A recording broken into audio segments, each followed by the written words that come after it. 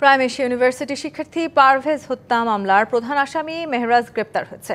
এছাড়া এই ঘটনায় বৈষম্য বিরোধী ছাত্রনেতা হৃদয় মিয়াজির 7 দিনের রিমান্ড মঞ্জুর করেছেন আদালত। শুনানিতে পারভেজ হত্যাকাণ্ডে নাম আসা 2 তরুণীকে খুঁজে বের করতে বলেছে আদালত। বনানীর ইউনিভার্সিটি অব স্কলার্সের 2 নারী শিক্ষার্থীকে নিয়ে হাসাহাসির জেরে শনিবার প্রাইম এশিয়া বিশ্ববিদ্যালয়ের টেক্সটাইল বিভাগের শিক্ষার্থী পারভেজের কথা কাটাকাটি হয়। পরে বিশ্ববিদ্যালয় কর্তৃপক্ষ মীমাংসা করলেও এক পর্যায়ে একদল যুবক পারভেজকে ছুরিকাঘাত করে হত্যা করে। হত্যাকাণ্ডের 4 দিন পর মামলার প্রধান আসামি মেহরাজ ইসলামকে গাইবান্ধা থেকে গ্রেপ্তার করেছে র্যাব। সদর উপজেলার ভবানীপুরের একটি বাড়ি থেকে গ্রেপ্তার হন তিনি। মেহরাজ একই বিশ্ববিদ্যালয়ের শিক্ষার্থী। এছাড়া চট্টগ্রামের হালিশহর থেকে গ্রেপ্তার হয়েছে আরেক আসামি মাহাথির হাসান। এ নিয়ে এই হত্যাকাণ্ডে গ্রেপ্তার হলো মোট 6 জন।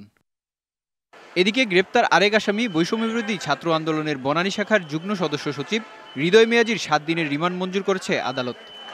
হৃদয় মিয়াজি সেও ঘটনার সময় সেখানে উপস্থিত ছিল, আক্রমণে সেও ছিল, সেজন্য তাকে এজাহারভুক্ত আসামি করা হয়।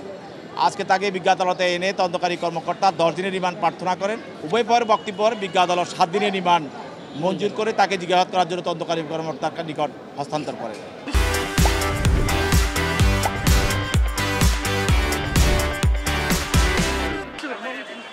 এছাড়া এ ঘটনায় নাম আসা 2 নারী শিক্ষার্থীকে খুঁজে বের করার নির্দেশ দিয়েছে আদালত। মিয়াজির রিমান্ড শুনানিতে বিচারক বলেন তারা স্পটে ছিলেন, তাদেরও ভূমিকা আছে। মেহেদী হাসান, ডিবিসি নিউজ ডেস্ক।